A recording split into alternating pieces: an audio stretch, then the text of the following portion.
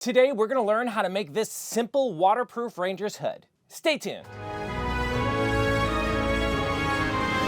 Greetings adventurers and welcome to Skill Tree, where we learn how to do just about everything. So a couple episodes back I made this Ranger's cloak here, which you guys seem to really like, and one of the most common requests I got in the comment section is that you wanted like a separate hood or something to go along with this ensemble. Which in my brain at first I pushed back against because it's a Rowana cloak, so technically it doesn't need a hood, it becomes its own hood. But you know what? You really can't go wrong with an awesome hood, because then it can go with anything. So yeah, that's what we're doing here today. Now before we start, my analytics show me that only like 40% of you who watch me all the time are actually subscribed to my channel. So if that leftover 60% of you could hit the subscribe button, that would help out a lot. All right, without much further ado, let's jump right into it. Okay, so first things first, we need to take the measurements on exactly how big we want our hood to be. And by the way, just so you know, I'm specifically making like a hood with a mantle, so it also covers like my shoulders and my upper back. Now to get those measurements, I first take some of this tailor's tape here and just kind of drape it over my head so it's roughly in the shape that I think that hood should take.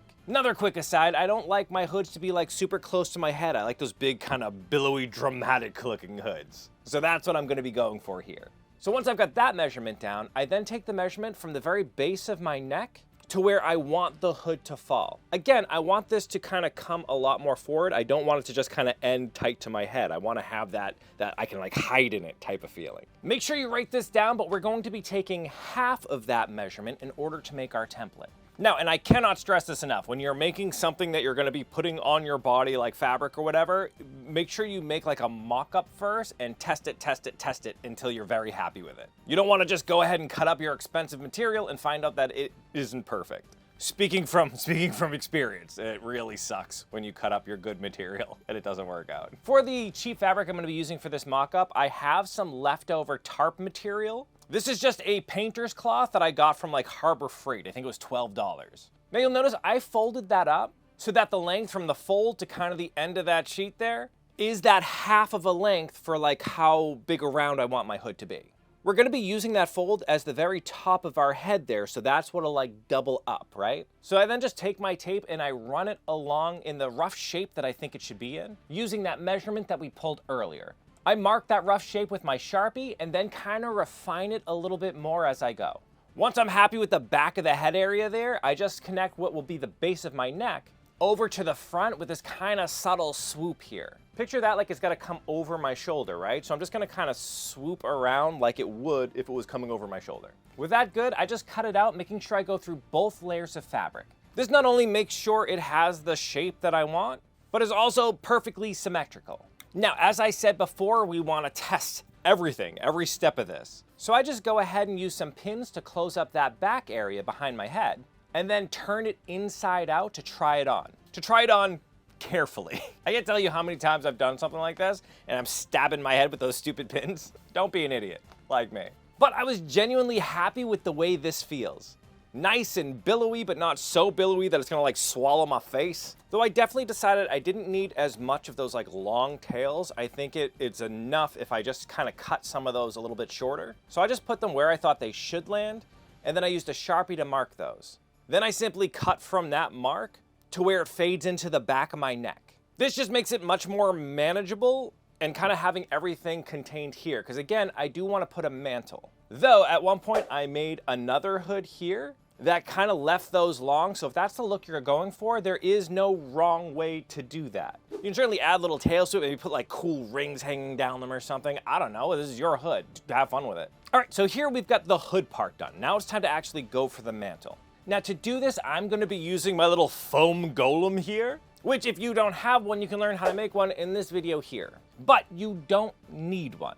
Instead of doing it the way I'm about to do it, you can literally just take like an old t-shirt or something and use that because you know it fits you and cut it to the shape you want, and that's your template. I'm gonna be honest, I was gonna do this at first, but like the week before, I cleaned out my closet and gave all my old stuff to Goodwill, and I genuinely don't have anything I'd be willing to cut up right now. So yeah, up to you.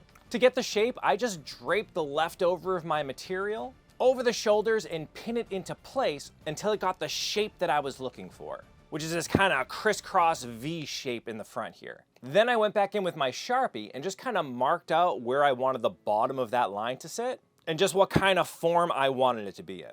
Though I will say, every step of this process, I was like, that looks kind of cool just like it is. Like right there, with it being a little bit longer and covering further down my arms, I thought that looked really, really cool. Wasn't what I was picturing for this build, but I think maybe for a later build. That's pretty cool looking. So happy with that shape, I just cut everything in. By the way, you don't really see it there, but I have the line like stopping at the shoulders. Like take any shirt you have and where that seam line is, that's basically where I have those shoulders cut to. For the back, I did the same thing, draping the material over it, and then marking kind of the round of the neck there and cutting that away just so everything fit more snugly. And again, this is another moment where I'm like, man, a little cape would look dope on the back of this thing. Again, it's your design, so make it any way you want to, but that's another one I'm gonna put in my back pocket. That looked kind of cool too. But anywho, I just did the same exact thing, drawing out the shape that I wanted it to go into, and then cutting it away until I had this little model here, which is the way it looked in my head. This is kind of what I was going for in the first place. I figured it's pretty simple. It can go over anything that I'm wearing without like covering it or restricting me at all. It'll fold up small and be able to store away. It's just kind of a really convenient, easy thing to use. From there, I disassembled all the little pieces and cut them out of some paper, just so I didn't have to deal with the waviness of the fabric when I was trying to cut it out of somewhere else. You'll note though that anything that needed symmetry, I only did half of. So the hood and the back piece, which is longer, if you fold it up, it should be symmetrical, right? So those ones I only did half of, but the little chest pieces I did individually because the way they cross and overlap each other makes it so they're different enough that I figured they'd get their own templates. Okay, so for my fabric, I really wanted it to match that Rwanda cloak I made, so I'm using the same exact wool blanket. I'll leave the links in the description below, but they're super cheap, they're really nice quality. And after you add some of this polar-proof nick wax to it, it is ridiculously waterproof. It works awesome. Which is clutch, because aside from looking good, I really need this thing to be waterproof. But I'll tell you what, the year that we traveled to Conquest when it was just Muddageddon, you can check out that here. It rained the entire time. I definitely would have killed to have had a waterproof hood. Sometimes you need that protection. You know what's another protection I wish I had on every one of these trips, as a matter of fact? Internet. You don't understand how important it is when you're abroad to be able to actually contact everybody. That's where today's sponsor, Saley's, got us covered. Saley is an eSIM that makes sure you have the internet on your phone while you're traveling. I know it sounds really simple, but it is so clutch. True story, at one point, like on leaving day, one of the people who were in our camp that we were responsible for had to leave really early. And man, not only were we not able to like check the times of buses and trains and stuff because we didn't have the internet, but even once they were on their way, we couldn't keep checking in with them to make sure they were okay. We were honestly kind of freaking out. But if we had Saley, it wouldn't have been a problem at all. You can set it up at home before you travel. Activation just takes a couple of minutes. It works in 150 countries. It has 24/7 support, so if you're out there freaking out, somebody can help you. And it works on both Android and iPhone, and if for some reason it doesn't work on your phone, you get a money-back guarantee. And of course, we're able to hook you guys up with a 15% discount on your Saley plans. Just download the Saley app and use the code SKILLTREE at checkout. Seriously, you don't want to be traveling without something like this. So again, download the Saley app and use SKILLTREE at checkout for 15% off your data plan. Okay, from here, it's actually pretty easy. The hardest part is really that mock-up phase. So we're gonna start by folding up the blanket, because remember, I want that top area to just be one continuous piece. I don't want to have to put a seam there because I feel like it makes like a weird little peak sometimes. Whereas in just kind of having it as one continuous piece really kind of flows around you. I just like the way it looks better. After laying my template right along that fold, I just use my little rotary blade here to cut it out. You will notice that I'm actually keeping that finished edge around it. I was originally going to change it up, but I really like the look of it and the way I'm picturing this thing coming out. I think it'll look cool. I'm gonna leave it. While the blanket's still folded up, I went ahead and did the back exactly the same way, laying it along that fold and then cutting the whole thing out so it's nice and symmetrical. And of course, I did the same thing with all the rest. I'm not gonna make you watch me cut all the pieces out. You'll see I did the folded pieces. And then for the chest area, I did those little single pieces there. All in all, the entire assembly is just 4 pieces of fabric.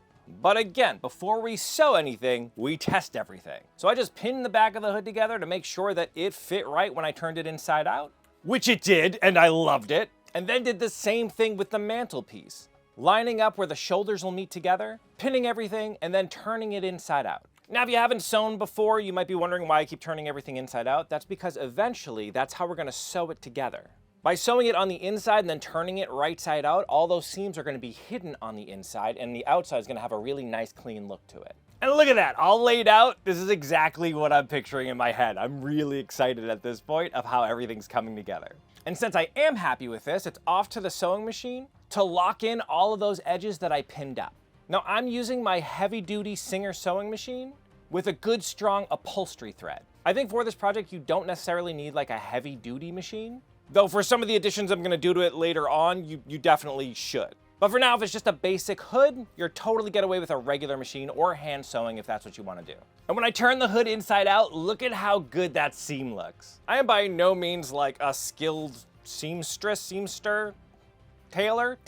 To be honest with you, in general, I think the whole sewing thing is basically black magic. Which means if I can do it, you for sure could do it and get really good results. Okay, so aside from the face of that hood, all the rest of the edges are cut edges, right? Now with wool, that's not too big of a problem because wool is almost like Velcro with itself. It sticks together really well and doesn't fray very easily.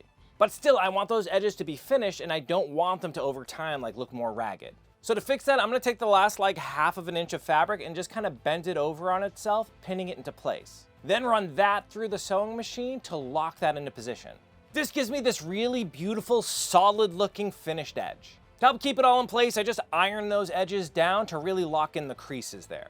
And check that out. Look at how good that looks. Oh my God, I'm so excited by it. Again, if I can do it, 100% you can do it. This is, I'm not very good. Okay, so we have the hood sewn, we have the mantle sewn. Let's just connect them together. To do this, I just put the mantle down right side up on the table and then lay the hood over it with the inside of the hood facing up so that the finished edges are meeting together. Making sure it's centered, I just pinned it into place and then sewed that whole back of the neck area to lock it in. By making sure those finished edges were touching each other, when it's all finished, I open it up and look at, again, that seam looks really nice and clean, hidden in the inside. Sexy, I love it. Though you will notice I do still have the little tails there hanging. So your mileage may vary, but I found that when you have hoods and oh, actually, you know what? I'm wearing a hood, I can show you. Ugh. Okay, when you have the hood on your head, I don't know what that accent is. When you have the hood on your head, when it's connected just kind of straight like this and it closes up, you see how it just kind of hugs around your face? Totally cool, that looks fine. It is a hood, whatever. But I tend to kind of like to have this like cobra look to it where it stays open in the front if you wanted to. And to do that, if you take the little lapels here and you fold them down, then it's forced to have this kind of opening right here, which I really like the look of. So in order to do that and also kind of hide that seam, I do what we did in the neck and match those kind of finished side edges together, but then I push the edge of the hood about 1/2 inch further past it. This is going to allow me to fold that edge down and then sew it into place. So now you can see not only is it kind of open in that position that I like, but that seam is hidden on the inside. If I just kind of met them together like I did before, you'd see that unfinished edge kind of sewn together on the inside. And if you did it the opposite way, you'd see it on the outside, right? So by folding it in over on itself, I can actually hide that unfinished edge on the inside. Now to finish this whole thing up, I just have to lock that like front panel where I want it. Now I didn't record it because I'm, bad at my job. But before I sewed those together, I just folded their edges so that they'd have a finished edge showing rather than have it be like rough there. But honestly, that looks pretty good, except, and this is a tiny thing, and it's stupid, but the side that I have going over the front isn't the side I wanted going over the front. This is why we test everything. I should have pinned it into place, put it on, looked at it, and been like, oh, that was wrong, and put it the other way. It was so close to just being perfection. Still good. It's only a thing I think I would notice, but man, bothers me. It bothers me. I could have undone it, but honestly, it was okay. And I'll be honest with you, it's not a thing I even noticed until later on, or else I would have just like ripped the seams and done it again. But while I was editing, I saw the way it was laying before. I'm like, ooh, I kind of like that better. And then I was like, oh no, that's the way it was supposed to be, you numbnut. And I couldn't go back and change it because after it's sewn together, you have this little like tail of fabric from the other side, which I cut off to make nice and clean. It's just a carnival of errors. It's very upsetting. But look at that. That is a great looking hood.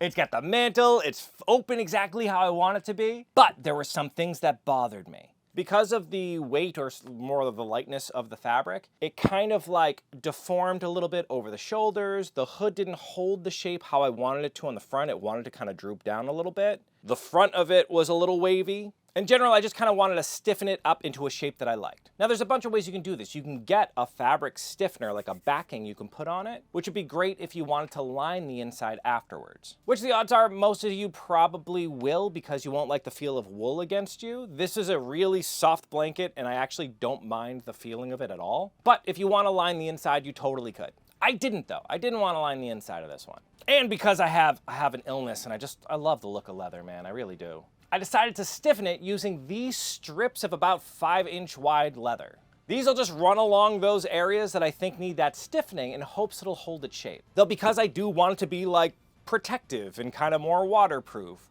I went ahead and added some of this Pro Resist to the leather ahead of time, just to help give it a little more protection and make it easier to clean.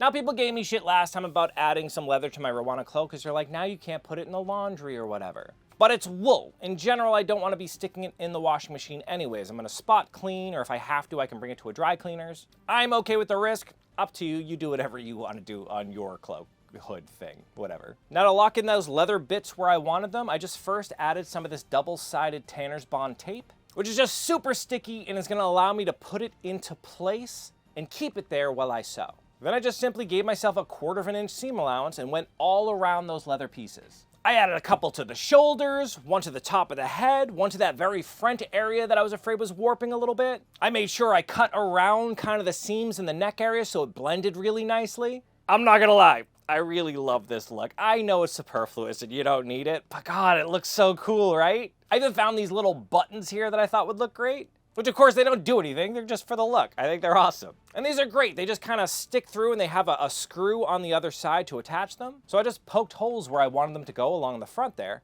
pushed them on through and then locked them into place with that screw. I also folded the leather over and locked them into place on the edges just to give them a little bit of extra structure. And also because it looks better. I think if the leather just kind of ended there, you'd see the rough edge of the leather, where if it rolls around it, it just kind of has a really cool finished look. And I'm sorry, look at how classy this thing is. Oh my God, I love it so much. Hold on, I'm gonna go get it, 1 second. Take this off so we're not hood on a hood.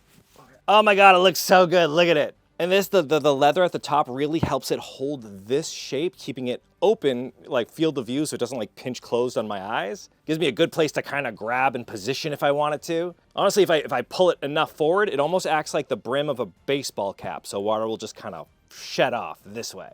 It's super comfortable, nice and warm, easy to just kind of throw back if I want to. I am genuinely really pleased at how this came out. Not only that, but like how easy it was. Again, it's only 4 pieces of fabric that I put together, and even if you did want to line the inside, you just double up what you made in your pattern, just using whatever other fabric you wanted to use to line it. You basically make like 2 of these things and just one inside of the other. It's waterproof, it's sexy. I love it so much, guys. I'm really happy with it.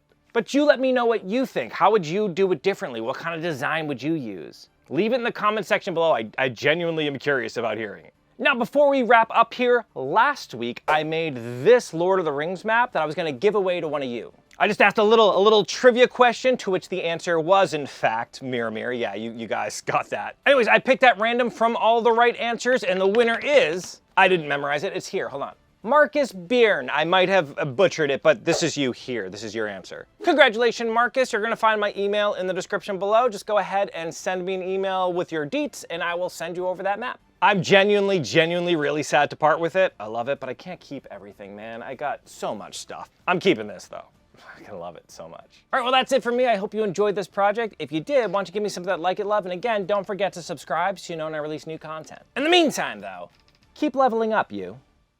You made it to the end screen. YouTube loves it when you do that. It's a fantastic way to support this channel. Another fantastic way to support this channel is by joining these people's noble ranks. These are our Patreon members, and we could not do this without them. Seriously, running this channel takes a lot of money, and you guys are straight up our life's blood. Giant special thanks to our Grandmaster tier Patreon members, Wild Fox 99, Froggy, and Dragon Designs. If you like what we do here and want to support us, consider joining our Patreon, link in the description below. Otherwise, you can check out one of these videos that YouTube thinks you'd like, and that helps out a lot too.